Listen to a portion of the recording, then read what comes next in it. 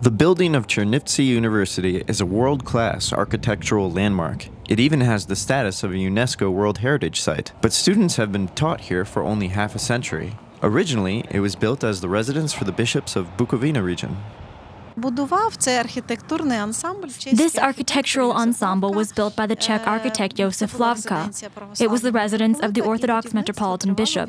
The construction lasted for 18 years, from 1864 to 1882. The building that we see before us was the actual Metropolitan's residence. The residence is now the main campus building. The halls that were preserved are richly furnished. The so-called green room was the office of the bishop. Now it's the rector's room. Here you can see the antique fireplaces of the Bukovinian masters. They've not been lit for a long time. Their function today is only decorative.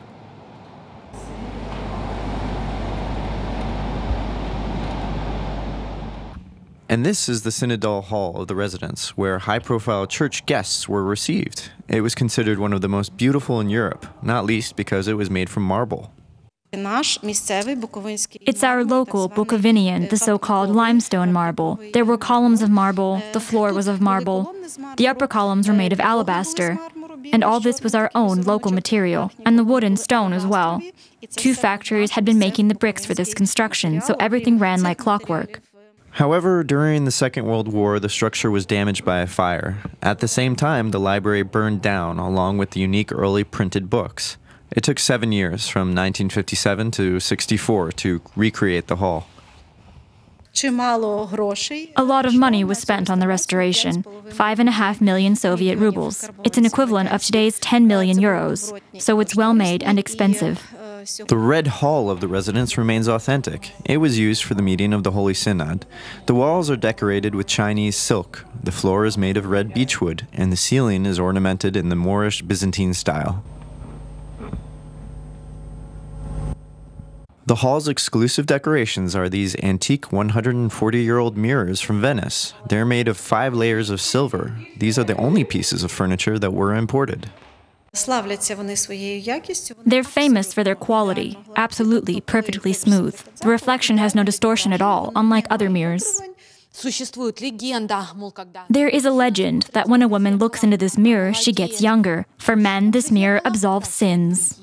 An integral part of the former residence is the Temple of the Three Saints. Its stone foundation was laid in 1867. For almost 4 years, the church was being painted. However, it wasn't always used for its intended purpose.